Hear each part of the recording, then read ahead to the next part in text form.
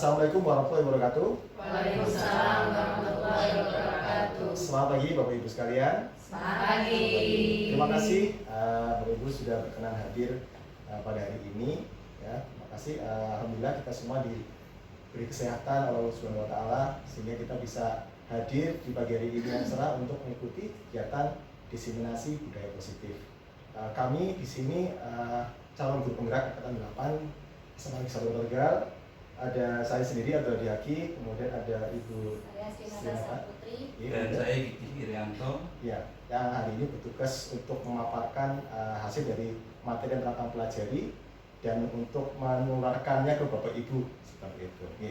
Untuk yang awal nanti akan diisi oleh saya, kemudian dilanjutkan oleh Bu Nata dan Pak Gigi.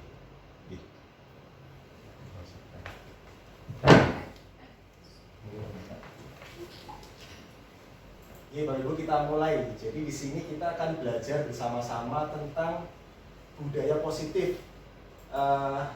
Kami yakin sebenarnya kita semua sudah sering melakukan budaya positif tersebut. Tapi barangkali kita belum paham tentang teori dan konsep-konsepnya.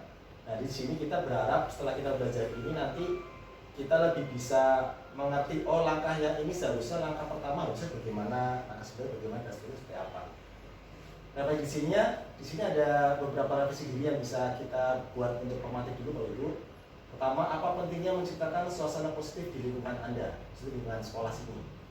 Kemudian sebagai seorang pendidik dan atau pimpinan sekolah, bagaimana Anda dapat menciptakan suasana positif di lingkungan Anda selama ini. Kalau kita bicara sebagai seorang pendidik, berarti nanti di lingkungan kelas kita yang paling kecil, lingkungan kelas, kemudian nanti bisa bergerak lebih luas ke lingkungan sekolah seperti itu. Lalu yang ketiga, apakah hubungan antara menciptakan suasana yang positif dengan proses pembelajaran yang berpihak pada murid? Ini memang di sini yang dikedepankan dalam kurikulum Merdeka adalah pembelajaran yang berpihak pada murid, Bapak Ibu. Jadi muridnya itu jadi pusat pembelajarannya, bukanlah guru. Maka apakah ada hubungannya kita menciptakan suasana positif dalam proses pembelajaran yang berpihak pada murid? Karena kan kemungkinan selama ini kita merasanya sudah baik versinya kita gitu, kita sudah benar merasa seperti itu, tapi ternyata apa yang kita lakukan itu belum berpihak pada murid karena nilai-nilai positif yang kita anggap mungkin positif, tapi bagi anak mungkin tidak menganggapnya positif. Nah, ini kita sama-sama meluruskan bagaimana sih budaya positif itu yang seharusnya. Next. Di sini ada seorang pakar ya tentang teori kontrol disebutkan oleh Dr. William Glasser dalam bukunya Kontrol Teori yang kemudian hari berkembang dan dinamakan Choice Theory. Meluruskan beberapa miskonsepsi tentang makna kontrol. Yang pertama, ilusi guru mengontrol murid. Jadi maksudnya di sini kadang kita tuh sebagai guru seperti merasa bahwa kita punya power dan murid itu pokoknya harus patuh sama kita, nurut, kita memegang kontrol penuh gitu. Siswa tidak diberi keluasan untuk berbicara, untuk berpendapat seperti itu. Jadi masih ilusinya guru. Karena namanya ilusi, berarti kan anaknya guru ngayalnya kayaknya bener apa yang saya bayangkan. Nggak bisa kayak gini. Kemudian yang kedua, ilusi bahwa semua penguatan positif efektif dan bermanfaat. Ternyata ini juga penguatan positif efektif dan bermanfaat ini juga bisa tidak selalu Bapak Ibu, tidak selalu dengan kita memberikan semacam pujian atau kita kasih hadiah, itu tidak selalu nanti berakhirnya juga bisa tepat gitu. Maka sekarang kita di sini kembali lagi gimana belajar budaya positif yang sebenarnya itu bagaimana sih? Apakah dengan menghilangkan atau meniadakan hukuman terus kita selalu ngasih hadiah anak juga bakalan bagus juga gitu. Ternyata juga di sini disebutkan ini termasuk ilusi juga. Jadi kita memberikan reward terlalu banyak juga nggak bagus ya, seperti itu. Kemudian ilusi bahwa kritik dan membuat orang merasa bersalah itu dapat mengatakan karakter. Ini sebenarnya secara nggak langsung saya juga pernah mengalaminya sendiri dan mungkin saya sendiri sebagai guru juga pernah melakukan hal seperti ini. Jadi tanpa sadar kembali lagi kita sebenarnya pinginnya positif Bapak Ibu. Tujuan kita saya yakin semua Bapak Ibu tujuannya mulia, nggak ada yang ingin jatuhkan anak. Tapi caranya itu yang mungkin ditangkap anak tidak seperti itu. Nah, dari sini mengatakan bahwa kalau misalkan kritik, kita kritik anak misalkan atau buat anak itu merasa bersalah, kita yakin setelah itu anak bisa belajar terus bisa kuat karakternya. Tapi kalau saya rasakan ini sebagai saya pribadi ya, saya kadang-kadang ketika mengkritik anak dan membuat anak itu merasa bersalah, itu kadang juga tidak memberi penguatan. Apa yang saya lakukan ini tujuannya apa? Kita selalu berapa banyak anak seperti gini, mudah-mudahan anak langsung harapannya ya bisa itu. Tapi ternyata anak beda Bapak Ibu. Sebenarnya anak itu harus tetap dikuatkan gitu. Jadi ketika kita mengkritik, ketika kita membuat, saya nggak sengaja membuat anak bersalah gitu ya. Misalkan saya bilang, aduh Bapak udah ngasih kamu kesempatan, tapi kamu seperti Cina gitu. Misalnya seperti itu anak langsung seperti ini, agak down gitu. Karena menangkap bahwa oh guru sebagai orang tua itu kecewa sama saya gitu. Harusnya yang benar nanti harus berpenguatan gitu. Diluruskan lagi biar anak jangan nunduk terus seperti itu. Tapi yang terjadi selama ini yang saya rasakan sendiri, saya seringnya hanya memberikan kayak gitu, tapi nggak kasih penguatan selanjutnya. Itu dibiarkan. Lalu yang terakhir, ilusi bahwa orang dewasa memilih hak untuk memaksa. Nah orang dewasa berarti kan seperti kita guru, juga orang tua kadang kesannya seperti yang punya hak satu-satu untuk memaksakan yang paling bagus tuh kayak gini gitu.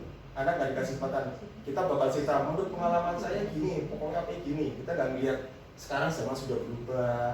Kadang kita sering lihat di medsos ada yang bilang generasi sekarang itu kok lembek sekali. Kalau zaman dulu dipukul gitu ya, dijiwit gitu, kemudian anaknya nggak berani lapor ke rumah, atau kalau di rumah malah ditambahin lagi seperti misalkan.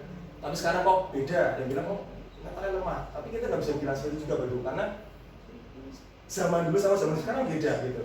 Mungkin zaman dulu emang tempaannya gitu, kalau kita lihat misalkan berangkat dari zaman kemerdekaan dulu ya, memang butuh yang seperti itu dan katanya hal yang biasa. Tapi ketika sudah zaman berubah, semua informasi bisa didapat ya kan, ini kita harus hati-hati. Dan ternyata juga kurang bijaksana kalau kita merasa bahwa hanya kita yang punya hak untuk menentukan apa yang terbaik buat anak seperti itu.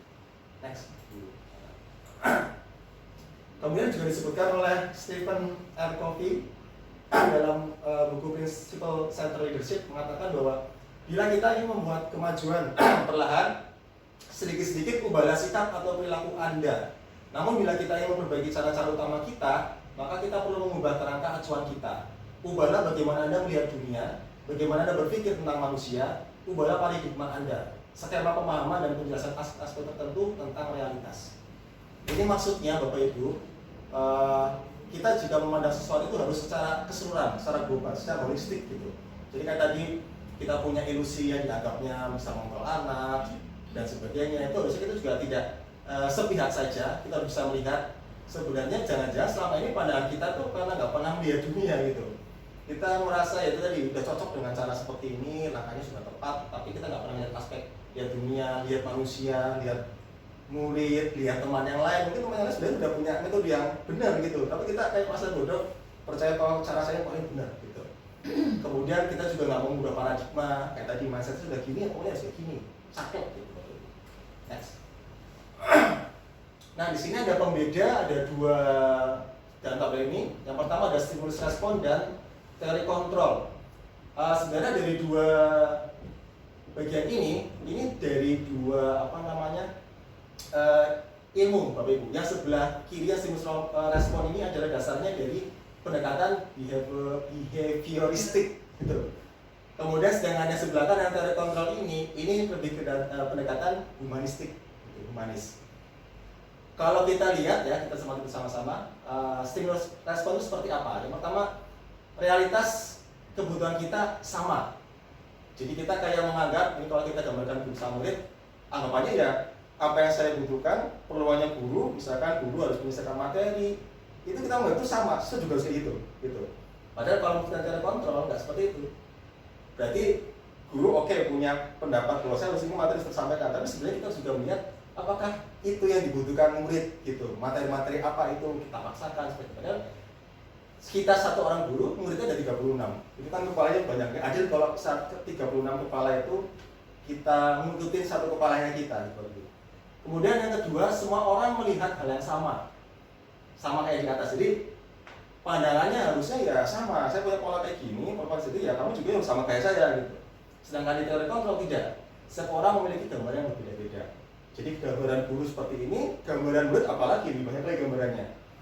Lalu yang ketiga, kita mencoba mengubah agar orang berpandangan sama dengan kita. Itu juga sama Bapak Ibu. Ketika kita punya tadi misalkan cara pembelajaran, ketika kita bisa mendisiplinkan anak dengan cara menghukum misalkan, kita maksudnya disiplin. Tapi ini kan versinya kita sebenarnya. Tapi kalau yang teori kontrol di sini kita berusaha memahami pandangan orang lain tentang dunia. Jadi kita harus juga bisa tahu anak tuh sebenarnya ketika dapat suatu permasalahan, menurut kita hukuman cocok seperti ini, tapi kita nggak kasih kesempatan anak supaya Pak, ini harusnya kayaknya nggak ada kaitannya deh misalkan. Ini sama saya dampaknya juga apa gitu. Mungkin kita hanya berpegang, berguru biar anak itu jerah gitu. Tapi apakah jerah itu cukup untuk merubah karakter mereka? Itu kan nggak cukup kalau berdasarkan teori ini. Kemudian orang lain bisa mengontrol saya, sedangkan yang teori kontrol hanya Anda bisa mengontrol diri Anda sendiri. Maksudnya di sini, misalkan kita gambarkan sebagai seorang murid dan kita sebagai seorang guru, itu berarti guru sekarang bisa mengontrol gitu. Harus gini, harus manut. Tapi kalau yang di teori kontrol, ternyata hanya Anda bisa mengontrol diri Anda sendiri. Berarti harusnya murid itu juga bisa mengontrol diri. Ditanyakan dulu pendapatnya bagaimana. Kemudian saya bisa mengontrol orang lain. Ini sama aja. Kalau kita jadi posisinya guru, kita merasa bisa mengontrol orang lain, murid gitu. Kamu bisa kayak gini. Padahal kalau di teori kontrol itu Anda tidak bisa mengontrol orang lain. Jadi maksudnya gimana nih ya? Maka dari itu karena tadi hanya saya bisa mengontrol diri kita sendiri dalam pandangan murid ya, seharusnya harapan kita dengan ada komunikasi, nanti murid itu tumbuh motivasi dari dirinya sendiri. Gitu. Ajak komunikasi dulu. Kira-kira kalau kamu terlambat, itu bagaimana dan seterusnya, ditanyakan alasannya dulu. Kenapa komunikasi seperti itu? Nggak langsung pokoknya telat, aturannya telat, ini kamu harus push up misalnya gitu ya. Berarti kita pakai stimulus respon. Kemudian yang selanjutnya pemaksaan ada pada saat bujukan gagal. Nah ini dibujuk-bujuk nggak bisa, paksa sekalian, terus pokoknya gitu ya. Tapi kalau teori kontrol, kolaborasi dan konsensus menciptakan pilihan-pilihan baru. Jadi misalkan kita kalau selama ini stimulus respon itu cenderungnya anak misalkan berbuat tindak yang tidak tepat, kita mau memberi pelajarannya dengan mendisiplin dengan cara hukuman, memaksakan gitu. Tapi kalau teori kontrol ini anak diajak diskusi, kolaborasi, ini kira-kira gimana sih menurut kamu? Kamu biar kayak gini, biar benernya menurut kamu gimana? Jadi kita masih nggak dari kita gitu. Sebenarnya guru punya solusi-solusi, tapi biarkan anak dulu pikir dulu. Oh iya, nanti kita pakai. Oh iya, seperti itu. Lalu yang terakhir, model berpikir menang dan kalah. Nah ini kembali lagi. Berarti yang menang gurunya, muridnya yang kalah gitu. Tapi kalau yang di teori kontrol, harapannya modelnya berpikir menang-menang, win-win solution. Next. Nah dari beberapa slide yang sudah dipaparkan sebelumnya, di sini dapat kita simpulkan tentang makna dari disiplin menurut Bapak Pendidikan kita Ki Hajar Dewantara, yang menyatakan bahwa di mana ada kemerdekaan, disitulah harus ada disiplin yang kuat. Sungguh pun disiplin itu bersifat self-disiplin, yaitu kita sendiri yang mewajibkan kita dengan sekeras-kerasnya. Tetapi itu sama saja sebab jika kalau kita tidak cukup melakukan self-disiplin, wajiblah penguasa lain mendisiplinkan diri kita. Dan pertanyaan demikian itu harusnya ada dalam suasana yang merdeka. Jadi kalau kita lihat di sini kan harapannya memang harusnya bisa tumbuh dari diri ya, tapi juga kita sebagai guru penguasa lain itu wajib juga untuk membantu mendisiplinkan. Namun di sini juga ada lanjutannya, peraturan itu harus ada dalam suasana yang merdeka. Ada lanjutannya Ibu. Jadi jangan karena pegangannya itu harus ada mendisiplinkan lagi di luar murid misalkan. Berarti kan bisa dulu, berarti sebenarnya tidak. Nah, kita kembali cara disiplinkannya itu yang di sini kelihatannya harus ada pola perubahan lah harapannya dari materi beliau sendiri. Demikian dari saya, untuk selanjutnya dilanjutkan oleh Bu Sinata. Monggo Bu Sinata. Baik, terima kasih Pak Haki. Saya lanjutkan.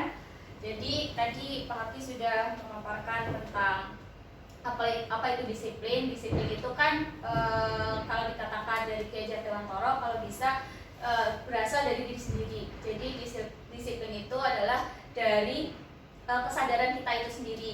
Nah, dari mana? Kalau misalnya kita mengaplikasikan kepada murid atau di sekolah, bisa saja kita dengan keyakinan kelas.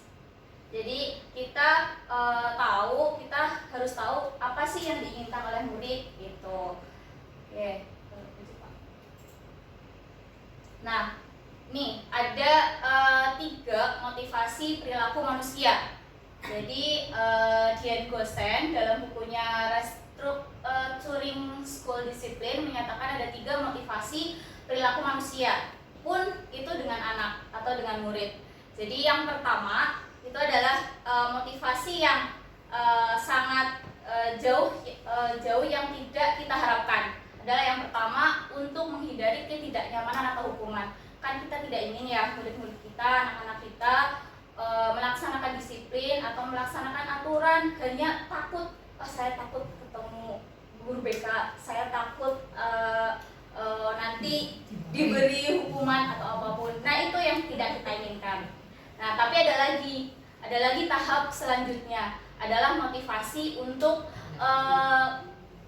menerima imbalan, ya kan? Menerima imbalan atau penghargaan dari orang lain. Itu adalah tahap yang di atasnya sebenarnya. Jadi dari tahapan tadi tidak mau menerima hukuman, terus meningkat. Saya menaati aturan, saya menaati aturan di sekolah itu karena saya ingin dipuji oleh misalnya Bu Sri, misalnya saya ingin dipuji oleh Bu Rizka, gitu kan. Nah, itu adalah tahapan yang kedua atau tahapan di atasnya. Tapi yang kita inginkan adalah yang ketiga. Sebenarnya anak-anak itu melakukan sikap disiplin di sekolah itu untuk menjadi orang yang merdeka, orang yang mereka inginkan sendiri atas kesadaran mereka sendiri. Mereka menaati aturan yang ada di sini. Itu adalah motivasi perilaku manusia. Nah, sekarang kita beralih ke restitusi. Apa itu restitusi? Restitusi adalah proses menciptakan kondisi bagi murid untuk memperbaiki kesalahan mereka, sehingga mereka bisa kembali pada kelompok mereka dengan karakter yang lebih kuat. Jadi setiap manusia itu kan tidak sempurna. Kita pun murid-murid kita pasti mereka melakukan kesalahan. Nah, bagaimana caranya supaya kita tidak menjudge atau mengontrol mereka hanya karena kesalahan mereka? Nah, tahapannya itu adalah tahapan restitusi. Jadi supaya mereka setelah melakukan kesalahan dan memperbaikinya, mereka bisa kembali ke kelompok mereka dengan kesadaran mereka sendiri, dengan kenyamanan mereka. Gitu. Nah, ini tadi yang disampaikan tentang disiplin. Disiplin itu kan tadi yang dikatakan oleh Ki Hajar Dewantara itu adalah dengan kata merdeka. Merdeka itu yaitu berarti keyakinan dari dalam diri kita masing-masing, baik murid maupun kita. Jadi ada yang namanya keyakinan kelas. Keyakinan kelas itu bersifat lebih abstrak daripada peraturan yang lebih rinci dan konkret. Nah, nanti kita bisa akan belajar materinya itu tahapan-tahapan untuk membuat keyakinan kelas. Keyakinan kelas berupa pernyataan-pernyataan yang universal. Pernyataan keyakinan kelas senantiasa dibuat dalam bentuk positif. Jadi apa yang murid inginkan, apa yang kita inginkan nanti di-blend jadi satu. Nah, itu akan membuat suatu pernyataan tentang keyakinan kelas yang akan disepakati bersama. Jadi jika murid melakukan kesalahan, kita kembalikan ke keyakinan kelas yang sudah kita sepakati. Selanjutnya, keyakinan kelas hendaknya tidak terlalu banyak sehingga mudah diingat dan dipahami oleh semua warga kelas. Keyakinan kelas baiknya sesuatu yang dapat diterapkan di lingkungan tersebut. Nah, semua warga kelas hendaknya ikut berkontribusi dalam pembuatan keyakinan kelas lewat kegiatan curah pendapat. Jadi misalnya kita sebagai guru mapel, wali kelas, atau semuanya stakeholder yang ada di sekolah bisa kok sama-sama membuat keyakinan kelas seperti apa murid inginkan, gitu ya. Jadi nanti suatu ketika murid itu melakukan kesalahan, nah kita kembalikan ke situ. Kita kembalikan keyakinan kelas yang sudah kita sepakati bersama dan kita tidak mengontrol mereka, istilahnya seperti itu. Bersedia meninjau kembali keyakinan kelas dari waktu ke waktu. Jadi keyakinan kelas pun itu bisa berubah sesuai dengan pandangan dan perkembangan murid-murid kita. Nah, ini adalah prosedur pembentukan keyakinan kelas. Bisa yang pertama mempersilahkan warga sekolah atau murid-murid bercurah pendapat dengan Bapak Ibu guru. Terus mencatat semua masukan-masukan yang ada pada murid di papan tulis. Terus susun kalimat keyakinan kelas sesuai dengan prosedur. Misalnya pembentukan keyakinan kelas. Tinjau kembali daftar curah pendapat yang sudah dicatat. Terus tinjau ulang keyakinan sekolah. Jadi kita juga bisa menghubungkan antara keyakinan kelas dengan aturan-aturan yang ada di sekolah. Apakah sinkron atau cocok? Nah, itu bisa ditinjau ulang. Setelah itu keyakinan kelas dibuat, maka semua warga kelas dipersilahkan meninjau ulang dan menyetujuinya dengan menandatangani keyakinan kelas bersama-sama. Jadi dengan Bapak Ibu guru dan semua warga kelas yang lain. Keyakinan kelas selanjutnya bisa dilekatkan di dinding kelas di tempat yang mudah dilihat oleh warga kelas semua.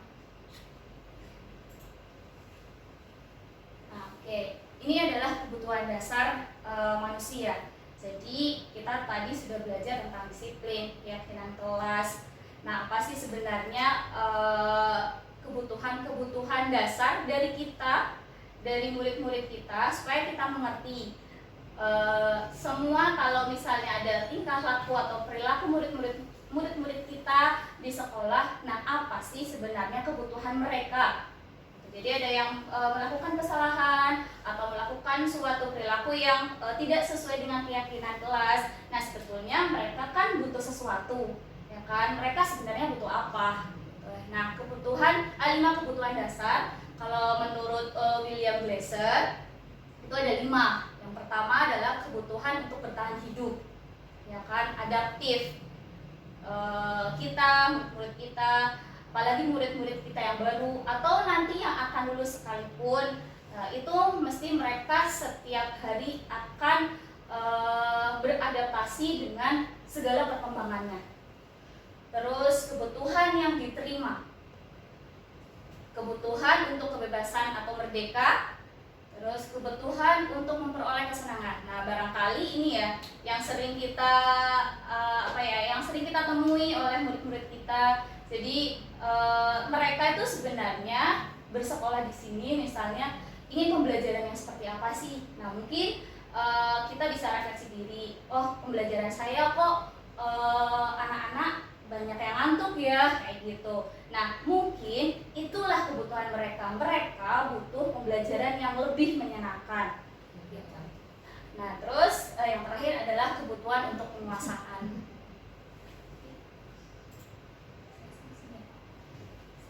Oke, satu lagi posisi kontrol. Posisi kontrol itu kalau menurut William Glasser itu ada 5. Posisi kontrol kita sebagai seorang guru di sekolah adalah yang pertama itu penghukum, terus membuat rasa bersalah teman, pemantau, serta manajer. Nah, berikutnya akan disampaikan oleh Pak Budi. Silahkan. Terima kasih teman CGP Pak Haki dan Bu Nata. Sebelum kita melanjutkan, kita akan coba menggerakkan sedikit tubuh kita, Bapak Ibu. Tetap dalam kondisi duduk saja. Jadi biar lebih refresh aja. Ya, sama mungkin tangan di kedepanin sampai dengan benar-benar merasakan ototnya meregang. Kemudian berikutnya tangannya ditarik ke dalam, sebaliknya ke bawahin, tangan satu lagi ke bawahin, berikutnya rilekskan. Berikutnya mungkin mimik wajah biar kita lebih fresh lagi ya Bapak Ibu. Pertama mulut ya, biar kita lebih rileks lagi. Senam mulut Bapak Ibu, mungkin bisa kanan kiri atas dan bawah. Senyum simetris. Gerakan mulut tarik ke kanan. Gimana Pak caranya Bapak Ibu? Moncongin mulut ke kanan. Moncongin mulut ke kanan. Coba. Kemudian ke kiri. Kemudian bayangin di depan di depan ibu-ibu adalah suami ibu sendiri. Bukan kayak gitu ya. Posisi mulut mencium.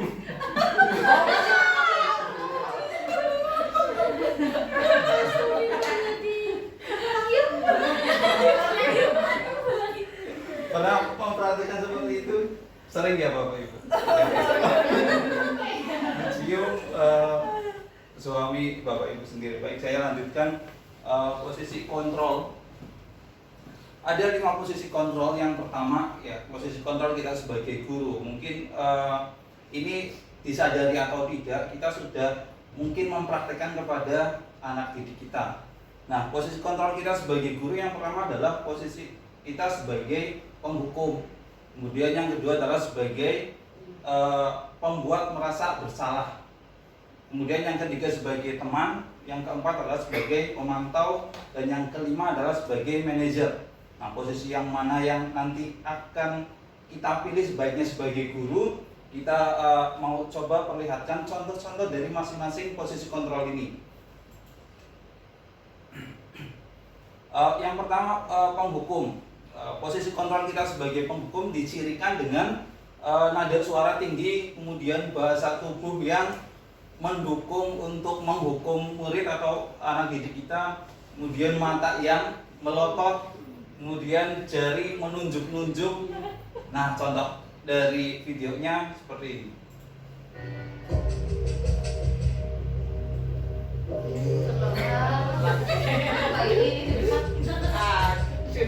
Zamannya pakai GSM.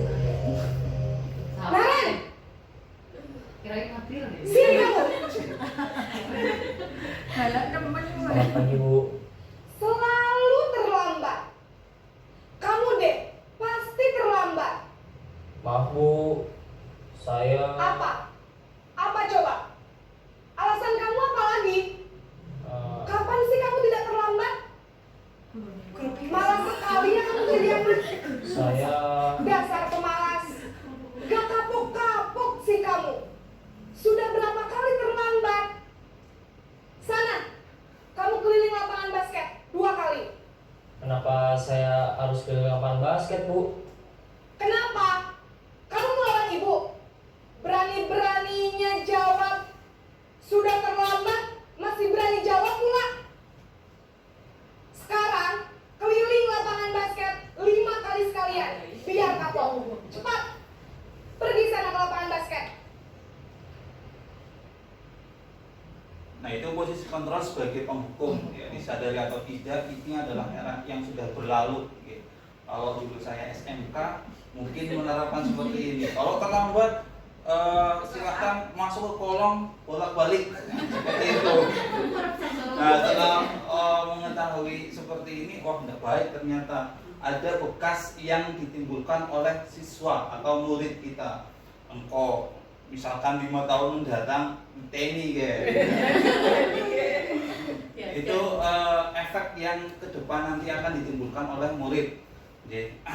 Jadi berikutnya adalah posisi sebagai penghukum rasa bersalah.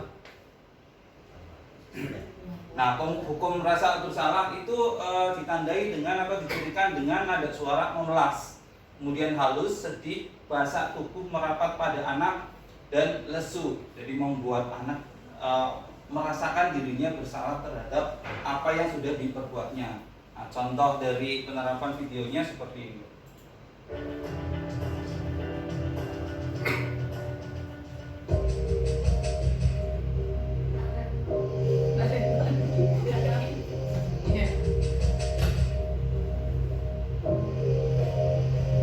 Naren!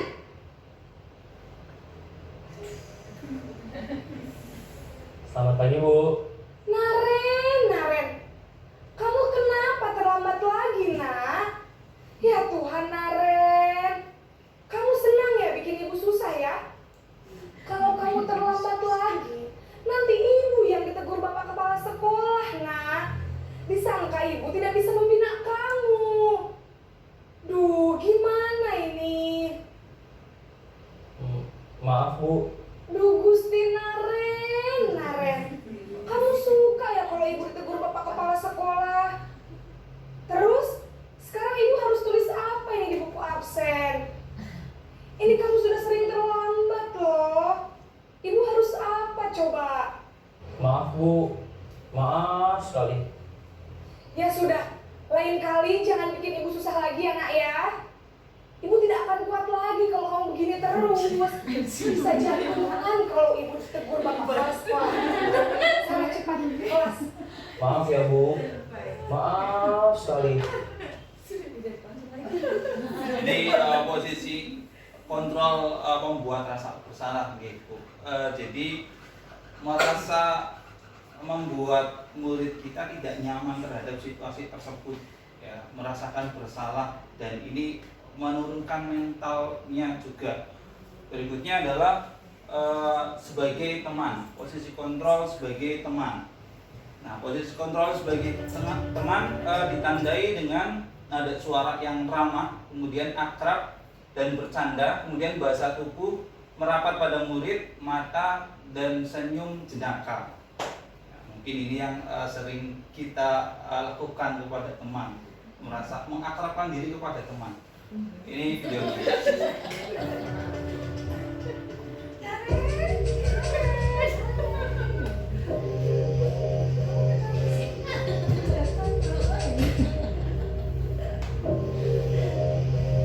Naren,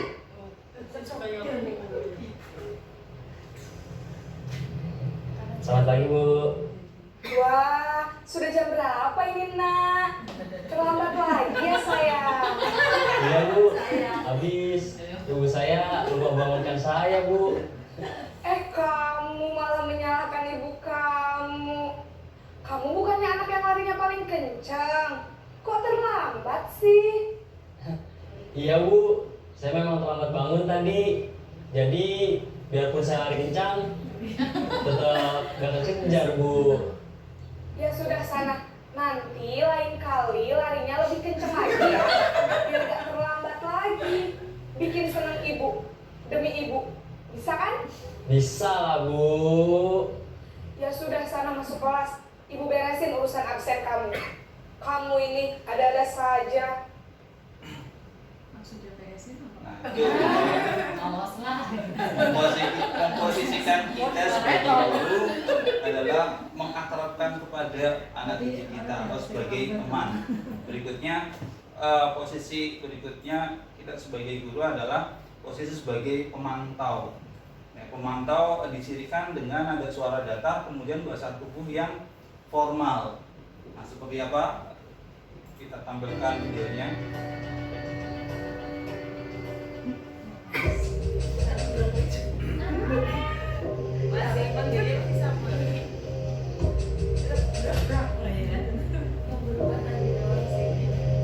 Naren!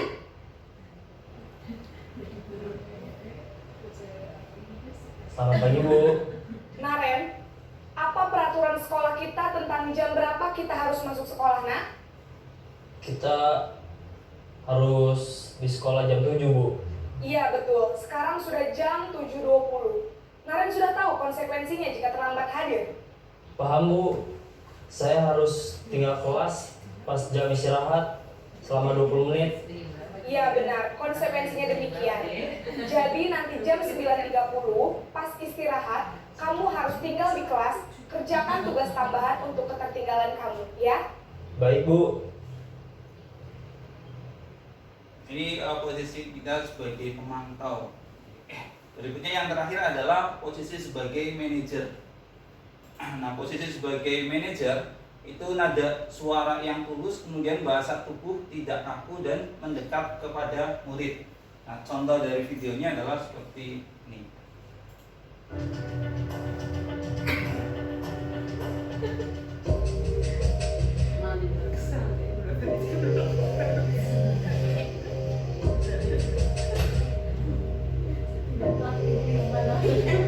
Naren!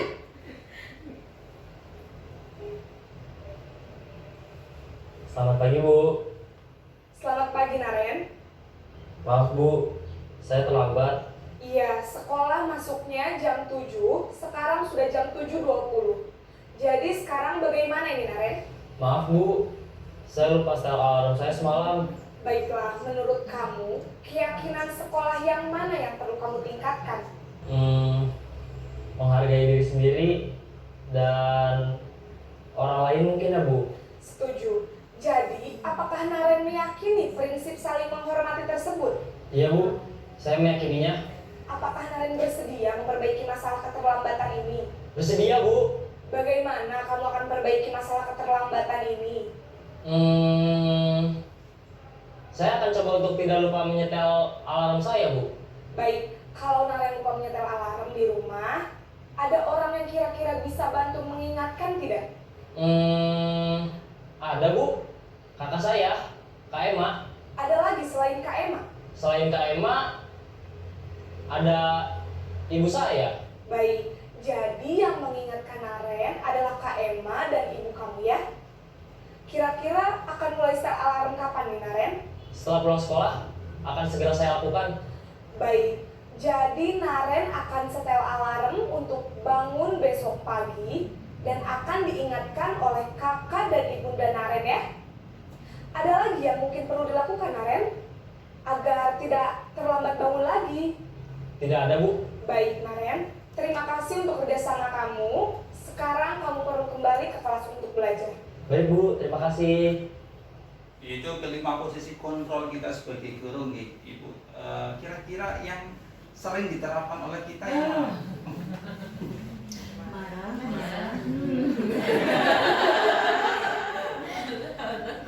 Dan baiknya kira-kira kita pilih posisi kita sebagai guru pada posisi kontrol yang mana? Kalau belum manajer, baiknya adalah pemantau terlebih dahulu.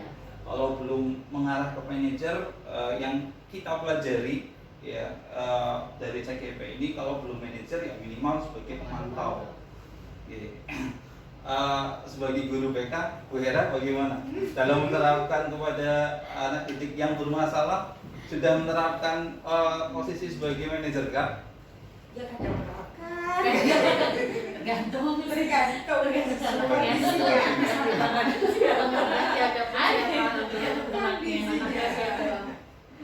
Jadi posisi sebagai manajer, kita tidak menghakimi siswa atau murid ya. Dalam menghadapi suatu masalah yang ada pada murid itu dikembalikan kepada siswa lagi. Jadi bagaimana agar murid tersebut sadar terhadap perilakunya, terhadap kesalahannya, dan mencari solusi secara bersama. Jadi tidak diposisikan sebagai menghakimi atau membuat rasa bersalah. Jadi biar ada rasa kenyamanan terhadap guru dan terhadap murid. Ya, berikutnya untuk menerapkan posisi sebagai manajer ada yang namanya segitiga restitusi. Sebelum segitiga restitusi ini ada beberapa motivasi eksternal dan motivasi intrinsik. Ya, ada perilaku kontrol negatif dan perilaku kontrol positif dan kontrol diri. Ya, ada identitas gagal, ada identitas berhasil atau sukses. Nah, perilaku kontrol negatif diantaranya adalah sebagai penghukum dan sebagai pembuat merasa bersalah. Ini perilaku kontrol negatif. Dan perilaku kontrol positif itu ada di posisi kontrol kita sebagai teman dan sebagai pemantau. Nah, berikutnya adalah kontrol diri. Nah, itu berada di posisi kontrolnya adalah sebagai manajer. Nah, kalimatnya seperti apa? Kalau yang pertama, misalkan guru berbuat menghardik pada posisi kontrol penghukum. Guru berbuat menghardik, menunjuk-nunjuk, menyakiti, dan menyindir. Kemudian pembuat orang merasa bersalah, berceramah, menunjukkan kekecewaan mendalam. Kemudian posisi kontrol sebagai teman. Guru berbuat membuat alasan-alasan untuk murid-muridnya. Berikutnya posisi kontrol sebagai pemantau, guru berbuat menghitung dan mengukur. Berikutnya manajer, guru berbuat mengajukan pertanyaan-pertanyaan. Nah, itu salah satu contoh perbuatan yang bisa dilakukan oleh guru. Lanjut berikutnya, Pak. Masuk aja. Nah, baiknya kita sebagai guru itu memilih posisi kontrolnya adalah manajer. Nah, di sini ada teori yang disebut dengan segitiga restitusi.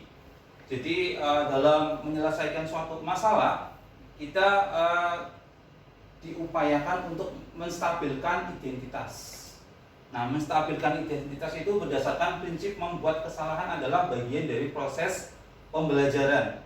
kemudian menggeser identitas gagal ke identitas sukses. Nah, contoh dalam percakapannya tadi bahwa percakapan yang pertama itu untuk menstabilkan identitas, maka guru mengajukan pertanyaan-pertanyaan yang menetralkan keadaan, ya, tidak menghakimi, tidak memarahi dan seterusnya. Jadi agar suasananya cair, agar suasananya stabil atau netral. Berikutnya adalah validasi tindakan yang salah. Ini tahapnya. Jadi tahap dalam segitiga restitusi yang pertama dalam menstabilkan identitas, kemudian validasi tindakan yang salah. Nah, maksudnya bagaimana? Berdasarkan prinsip setiap perilaku berupaya memenuhi suatu kebutuhan. Berikutnya menggeser dari pemikiran stimulus respon menjadi proaktif, mengenai dan mengakui kebutuhan dan akan memperbaiki kebutuhan. Ditandai mungkin dengan kalimat yang memvalidasi bahwa tindakan murid yang dilakukan adalah salah dan menyadarkan agar murid tersebut untuk merespon dari kesalahan tersebut. Berikutnya adalah menanyakan keyakinan. Nah, menanyakan keyakinan memberi pertanyaan-pertanyaan bermakna untuk memunculkan motivasi internal. Jadi biar sadar akan kesalahan tersebut sehingga berusaha untuk memperbaiki kesalahan tersebut, kemudian mampu mengaitkan keyakinan dengan tindakan yang salah. Jadi upaya perbaikannya itu apa? Itu beberapa tahapan posisi kontrol sebagai manajer dengan teori segitiga restitusi. Langkahnya adalah yang pertama menstabilkan identitas, yang kedua adalah memvalidasi tindakan yang salah, dan yang ketiga adalah menanyakan keyakinan. Nah, sekian pemaparan dari kami.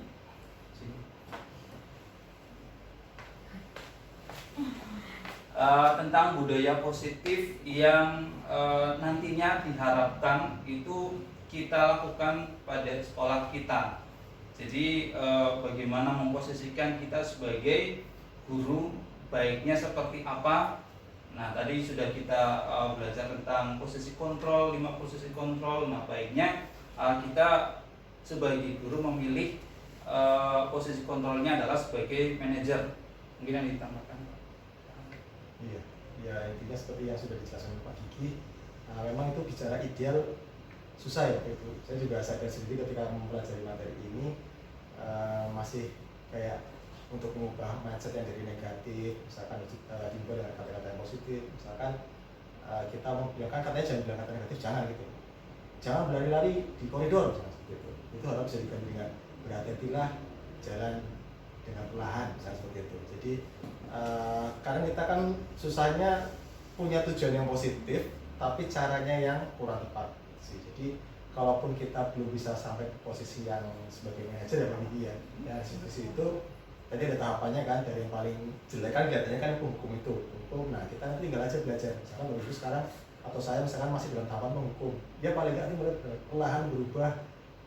Syukur-syukur bisa langsung, tapi kan susah mungkin ya. Akhirnya mungkin tidak bersalah, jadi teman, jadi pemantau. Nah, akhirnya harapannya bisa jadi sebagai seorang manajer. Gimana pendapat? Oke.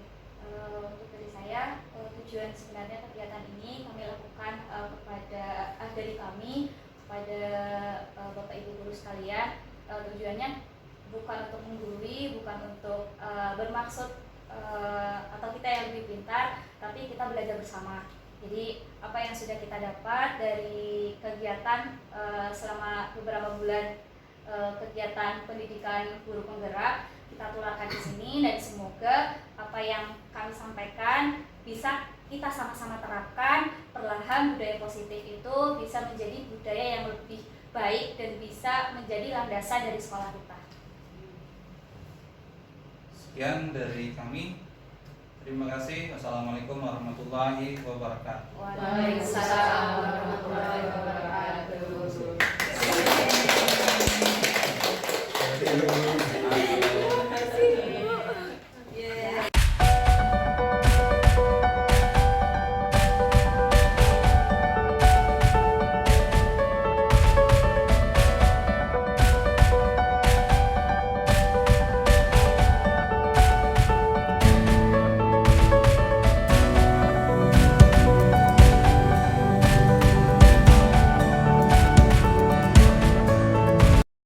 Anak-anak, selamat siang. Pada kesempatan ini kita akan melanjutkan materi pelajaran minggu kemarin. Kita sudah belajar kemarin tentang masalah gunung berapi.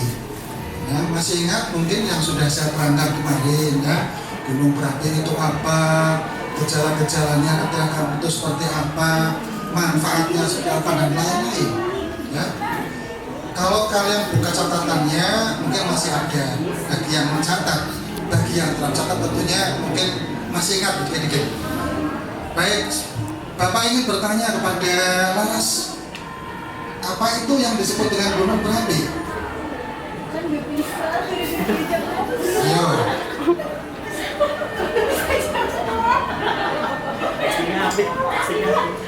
Oke. Kalau gitu coba Suryani, kamu bisa nggak? Apa yang disebut dengan gunung berapi atau gunung api? Coba. Ya, gunungnya ada apinya, bagus. Iya. Laras, bagaimana? Jawaban Suryani betul apa adanya? Gunung yang ada apinya katanya. Kayaknya kan harus ya Pak ya, itu ya Pak.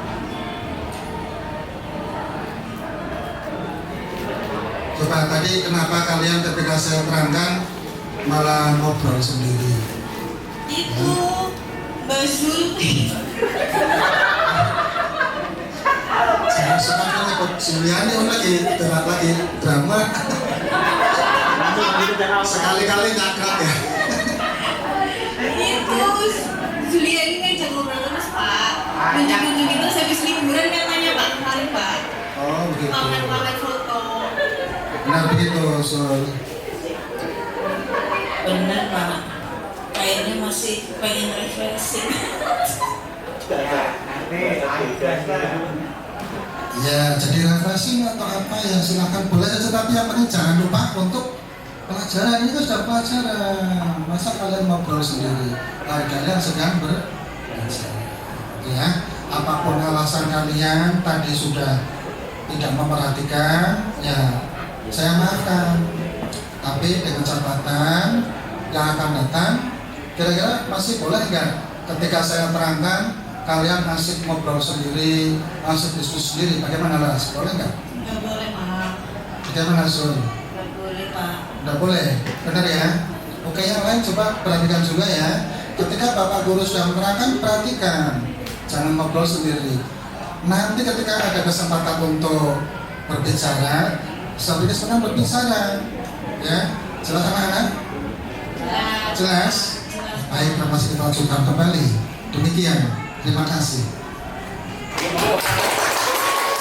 Assalamualaikum warahmatullahi wabarakatuh. Waalaikumsalam warahmatullahi wabarakatuh. Iya, ini jamnya Ibu ya, betul ya? Iya, pada hari ini semuanya sehat hari ini? Sehat. Alhamdulillah. Mbak Rini sehat, Mbak Rini? Oh iya, Mbak Rini, Mbak Hera, Mbak Ii sama Mbak Nur. Saya belum sarapan. Oh, belum sarapan. Oh iya. Nanti sarapan bareng sama Ibu di kantin ya. Ya, Ibu rasa untuk hari ini kita melanjutkan materi yang kemarin sudah Ibu terangkan. Coba review untuk pembelajaran yang kemarin, ya. Kemarin sampai di mana ya materinya? Sampai di mana? Sampai trigonometri. Oh iya, trigonometri. Trigonometri sampai perbandingan trigonometri pada segitiga siku-siku ya. Iya. Coba untuk segitiga siku-siku itu ada perbandingan apa saja? Mbak Rini, apa saja Mbak Rini? Lupa. Aduh. Coba Mbak I. Mbak I. Mainan haki ya Bu. Ini jadinya tadi Bu. Mainan haki Bu. Iya ibu, mainan game Bu. Ibu saya please call Bu.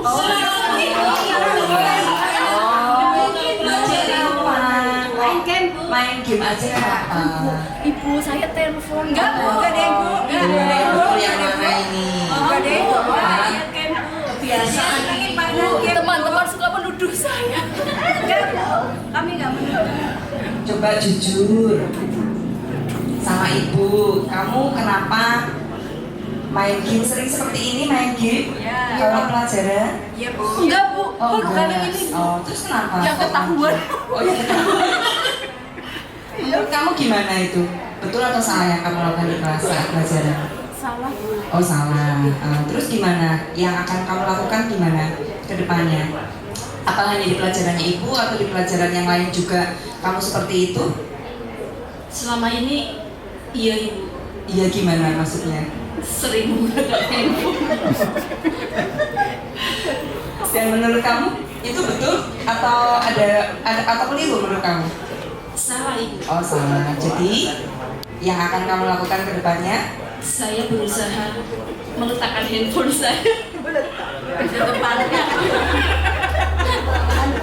Ada menyimpan. Oh, Saya akan menyimpan handphone saya di dalam tas saya. Oh, iya, bagus ya. Yang lain tolong diingatkan temannya juga kalau ada yang main handphone saat pembelajaran itu berarti tidak betul, tidak pas. Jadi diperhatikan apa yang dijelaskan oleh guru kamu di depan harus diperhatikan ya. Maaf, Mungkin Ibu.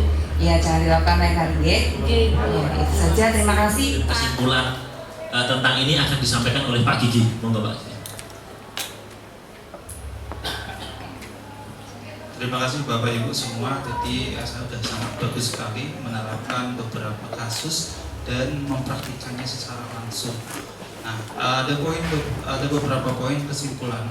Jadi kita sebagai guru itu harus mengetahui fungsi kontrol mana yang nantinya akan kita lakukan kepada siswa. Ya. Jadi ada dua, yaitu posisi yang menurut teori yang sudah disampaikan itu akan gagal. Di antaranya adalah penghukum dan pembuat rasa bersalah. Ya. Posisi sebagai penghukum itu ke depan anak-anak kita itu akan mengingat apa yang sudah dilewatinya. Ya. Jadi akan mengingat terus kejadian pada saat itu, akan membekas selamanya mungkin. Ya. Contoh saya ketika menjadi siswa, kemudian ada perlakuan dari guru yang tidak menyenangkan, nah itu akan teringat terus oleh saya. Kemudian posisi yang membuat gagal itu adalah membuat rasa bersalah. Jadi ini mendownkan mental dari siswa atau murid. Siswa tidak lagi nantinya mungkin tidak berkembang terhadap mata pelajarannya, tidak ada semangat untuk yang lebih baik lagi. Indikasi gagal. Kemudian yang kedua adalah indikasi berhasil atau sukses. Di antaranya adalah kita bertindak pada posisi kontrol sebagai teman, kemudian pemantau ataupun manajer. Itu akan berhasil ke depannya. Ya, diharapkan dengan melalui mungkin sebagai teman itu akan kita melalui pendekatan secara personal yang harapannya adalah siswa juga merasa nyaman. Kemudian bebas meluapkan segala permasalahannya kepada kita. Jadi ada keterbukaan antara guru dengan murid. Saatnya jam kelima. Itu pada posisi kontrol kita menetapkan sebagai teman dari murid atau siswa kita. Berikutnya adalah indikasi positif atau berhasil terhadap kita sebagai guru adalah pada posisi kontrol sebagai pemantau. Nah, posisi kita sebagai pemantau, kita diharapkan itu menganalisa setiap tindakan dari siswa atau peserta didik kita, mengembalikannya kepada konsekuensi atau peraturan yang sudah ada. Jadi siswa atau murid disadarkan dengan apa yang sudah disepakati, peraturan yang sudah ada. Kemudian indikasi yang keberhasilan berikutnya adalah kita menetapkan sebagai posisi manajer. Ya, ada beberapa tahapan tadi. Ada tahapan yang pertama adalah menstabilkan identitas. Jadi membuat nyaman terlebih dahulu terhadap anak didik kita. Ya, dengan kalimat-kalimat yang seperti tadi dicontohkan. Ya, pada dasarnya kita sebagai manusia adalah wajar kalau kita melakukan kesalahan.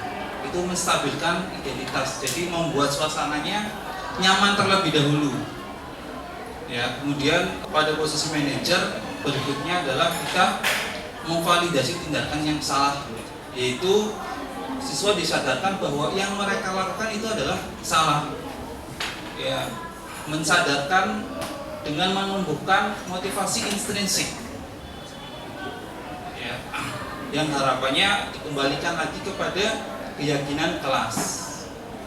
Ya, setelah mereka mengetahui tindakan mereka salah, berikutnya adalah menanyakan keyakinan.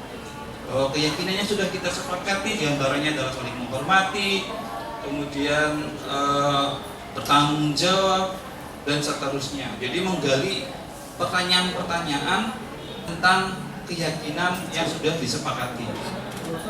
Ya, itu kesimpulan yang bisa kita ambil dari bagaimana menetapkan posisi kita sebagai pengajar, sebagai guru, sebagai pendidik. Ya, jadi harapannya akan menumbuh kembangkan siswa lebih baik lagi. Terima kasih, itu mungkin yang bisa disimpulkan. Ya, terima kasih Pak Diki atas kesimpulannya. Baik Bapak Ibu, kita sudah berada di akhir acara. Mudah-mudahan dari kegiatan hari ini bisa bermanfaat bagi kita semua, dan mohon dukungannya juga pada Bapak Ibu guru sekalian, karena kami di sini dan saya yakin seluruh Bapak Ibu guru di sini juga ingin agar sekolah kita semakin berubah ke arah yang lebih baik lagi. Itu wajar, ada perubahan-perubahan, yang penting arah yang lebih baik. Dan mohon dukungannya seandainya tidak berkembang ke depan yang berkaitan dengan budaya-budaya positif juga untuk Bapak Ibu ikut membantu. Demikian dari kami CGP Angkatan 8 Surabaya. Moga Bapak Ibu yang lain semangat untuk ikut jadi angkatan selanjutnya. Terima kasih sekali, hari ini aktingnya luar biasa semua ya. Saya nggak nyangka betul-betul keren-keren semua. Ini saja dari kami. Assalamualaikum warahmatullahi wabarakatuh. Pak Pono untuk menyampaikan sesuatu. Kegiatan ini saya merasa, tadi sudah sampaikan, saya merasa ingin jadi muda lagi, ingin belajar lagi, dan betul-betul menarik bagi saya, karena saya setiap kali diskusi dengan siapapun selalu tidak bosan dan selalu itu menjadi hal baru bagi saya, termasuk materi ini. Ini adalah hal penting yang bagi saya mungkin selain saya terapkan nanti insya Allah di kelas, saya masih butuh lagi yang kemarin mungkin rekan-rekan Waka dan tim BP itu sedang berembuk tentang kebutuhan di awal pembelajaran itu. Sekali lagi kegiatan ini berarti kedua ya, untuk semester ini kedua, yang kemarin di multimedia yang kedua ini itu sungguh sangat menarik. Saya pun masih tertarik seandainya saya diberi kesempatan, kalau tidak kuliah itu semacam kursus atau diklat, saya dengan sepenuh hati saya ikuti kegiatan ini karena masih menarik selagi saya masih menjalani profesi sebagai guru, karena guru adalah salah satu pilihan dan pengabdian kita. Begitu yang saya. Sekali lagi ini sangat menarik. Terima kasih, semangat rekan-rekan CGP. Terima kasih untuk guru-guru hebat, sahabat-sahabat saya CGP. Ilmu yang sudah disampaikan pada hari ini adalah ilmu yang sangat baru untuk kami, dan kami belajar banyak bagaimana selalu berpikir positif kepada anak-anak kita dan membangun lingkungan yang positif. Anak-anak kita yakin bahwa kita pun memberikan hal-hal yang luar biasa untuk anak-anak kita. Dari sini saya sepakat bahwa kita harus belajar sepanjang hayat selagi kita masih membawa nama menjadi seorang pendidik, maka sampai pensiun pun kita harus siap untuk belajar menjadi pendidik yang selalu semakin menjadi lebih baik. Mari kita usung apa yang sudah menjadi renstra teman-teman kita CGP ini menjadi hal yang real fact untuk SMA Negeri 1 yang kita cintai. Guru-guru CGP saya yakin menjadi inspirator kami, dan kami pun siap meneruskan pada anak-anak kita hingga mereka terinspire oleh kita, yang insya Allah kami pun yang tua-tua pun akan mengikuti jejak panjenengan dan siap untuk mensukseskan apa yang sudah direncanakan dan akan dilaksanakan dalam aksi-aksi kita. Semangat terus, jangan patah semangat. Impossible is nothing. Keep you shining. Insya Allah. Terima kasih. Assalamualaikum warahmatullahi wabarakatuh. Waalaikumsalam. Saya tiket. Kamu tak tiket ya?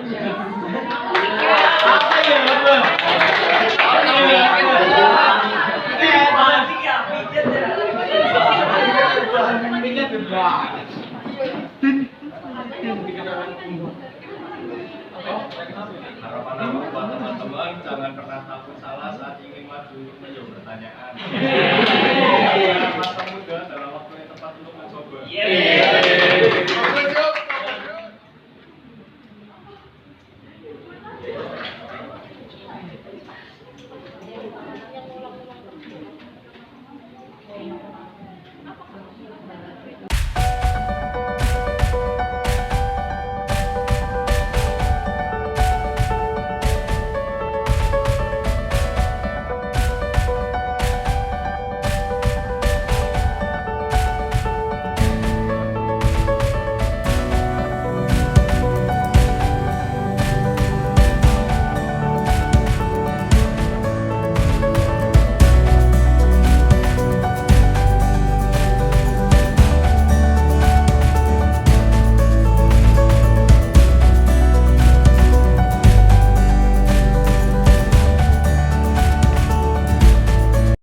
Assalamualaikum warahmatullahi wabarakatuh. Nama saya Faikal Taran Sebastian dari kelas 11-1. Ya, perasaan saya membuat keyakinan kelas ini tentunya sangat senang bisa berpendapat untuk harapan di kelas ini. Ya, sekian. Terima kasih. Wassalamualaikum warahmatullahi wabarakatuh. Assalamualaikum warahmatullahi wabarakatuh. Perkenalkan, nama saya Nurul Fahmi Wiswatudarsana dari kelas 11-1 SMA Negeri 1 Kota Tegal. Di belakang saya terdapat beberapa harapan-harapan dari teman-teman kelas terkait keyakinan kelas. Nah, kemarin kita berdiskusi membuat keyakinan kelas, yaitu ada 3. Yang pertama, hormat dan saling menghargai. Yang kedua, solidaritas tinggi, aktif dan kreatif. Yang ketiga, disiplin dan terbuka. Sekian dari saya, kurang lebihnya mohon maaf. Assalamualaikum warahmatullahi wabarakatuh.